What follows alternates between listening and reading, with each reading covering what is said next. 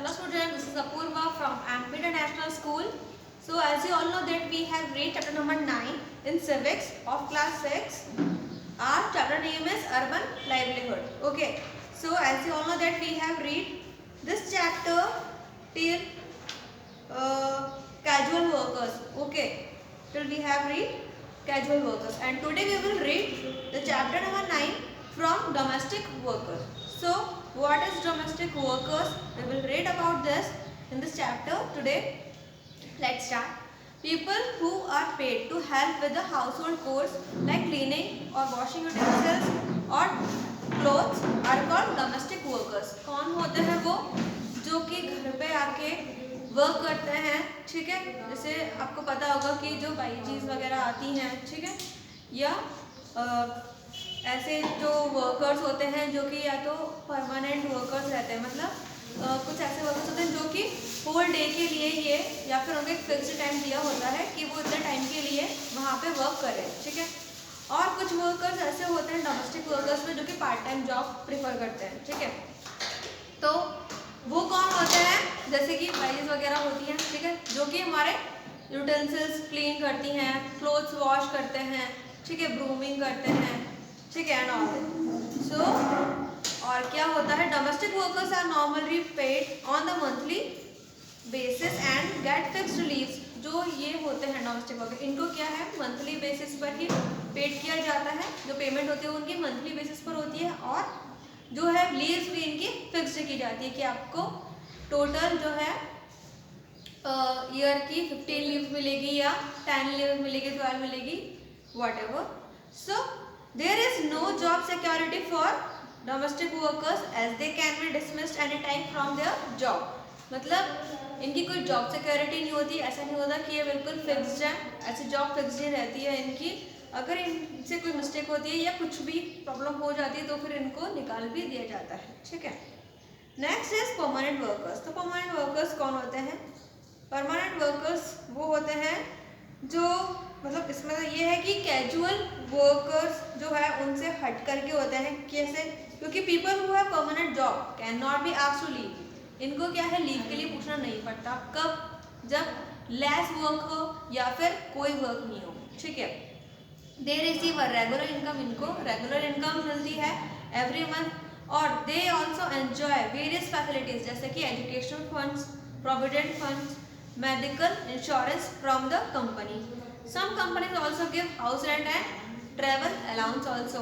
मतलब इनको एजुकेशन, मतलब पढ़ाई का खर्चा जो होता है वो भी इनको मिलता है, प्रोविडेंट फंड, जो मेडिकल इंश्योरेंस है, सब चीज़। और कभी कभी तो कुछ कुछ कंपनी क्या देती है, हाउस रेंट भी। मतलब जहाँ पर तुम जॉब कर रहे हो तो कहीं रहकर तो करोगे ना, तो वहाँ जो रहते हो उसका रेंट भी कौन पे करती है? कंपनी। और ट्रैवल, मतलब आने जाने का खर्चा भी, और जो किराया है वो भी कौन? कंपनी ही पे करती है। Most of them receive medical facilities. कुछ तो रिसीव, मतलब लेते हैं मेडिकल फैसिलिटीज। इसके लिए मेडिकल एक्सपेंसेस जो मिलते हैं, ठीक है, किसके लिए? For of their family.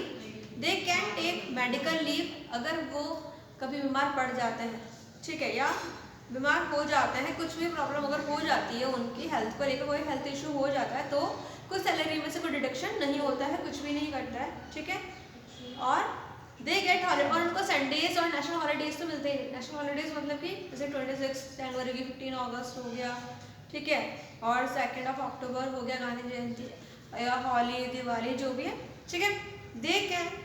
They even get some additional annual leaves भी। इनको जो एक फिक्स लीव जो दी जाती है, ठीक है, जैसे कि आप होल ईयर में 15 लीव्स ले सकते हो या 10 ले सकते हो, जो भी है, फिक्स लीव इनको मिली जाती है। अगर ये वो यूज़ नहीं करते हैं इन ड्यूरिंग होल ईयर, ठीक है, अगर उन्होंने पूरे साल उन्होंने वो लीव ही यूज़ नहीं करी है, तो जो एंड होता है उसमें कोई पूरा इकट्ठा भी वो लीव को यूज़ कर सकते हैं। जैसे अगर टोटल उनकी 15 और उन्होंने पूरे साल लीव यूज़ नहीं करी तो उनको टोटल 15 लीव्स मिल सकती है, ठीक है, and in end of the year. Professionals. तो प्रोफेशनल्स कौन होते हैं? Professionals are people who do work that requires special education. जिनको क्या जरूर, मतलब क्या करते हैं वो लोग? स्पेशल एजुकेशन उनको रिक्वायर होती है या फिर ट्रेनिंग या कोई स्किल, ठीक है। जैसे कि कौन होते हैं, lawyers, doctors, makeup artist and tutors, ये कुछ एग्जाम्पल्स है of professionals. They may work for certain, ये वर्क कर सकते हैं, ठीक है, किसी सर्टेन ऑर्गेनाइजेशन में भी या फिर सेल्फ एम्प्लॉयड भी हो सकते हैं, ठीक है। जैसे कि अगर डॉक्टर है तो वो किसी हॉस्पिटल में भी जो है वर्क कर सकते हैं, खुद की क्लिनिक भी ओपन कर सकते हैं। Their timing and offices keep changing according to their work, इनके वर्क के अकॉर्डिंग ही जो है टाइम चेंज होता रहता है। Self employed professionals have no job security, जो सेल्फ एम्प्लॉयड रहते हैं, अगर खुद की क्लिनिक है और वो प्रोफेशनल है, जैसे डॉक्टर और खुद की क्लिनिक है, तो उनके कोई जॉब की सिक्योरिटी नहीं है, ठीक है। जब वो चाहे वो ओपन कर सकते हैं, जब वो चाहे जब वो क्लोज कर सकते हैं, ऐसा कुछ नहीं है। फिर है migration. Migration refers to the movement of a large number of people from one place to another.